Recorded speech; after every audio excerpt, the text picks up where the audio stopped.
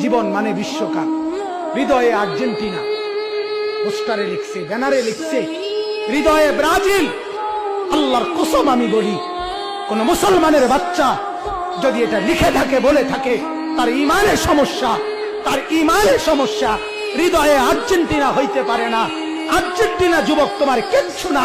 আর্জেন্টিনার খেলোয়াড় এগুলা বেঈমান, এগুলা কাফের, এগুলা বেঈমান। ব্রাজিলের খেলোয়াড় এগুলা কাফের, এগুলা বেঈমান, এগুলা মুসলমানের প্রিয় হইতে পারে না। ওরা আমার কি কথা বলেন? ব্রাজিল আমার কি বলেন? আর্জেন্টিনা হারলে আমার কি? আর্জেন্টিনা জিতলে আমার কি? কথা বলো যুবক, একটা নওজোয়ান বলো, আর্জেন্টিনা কি তোমার বাপ লাগে? তাইলে আর্জেন্টিনা কি করে?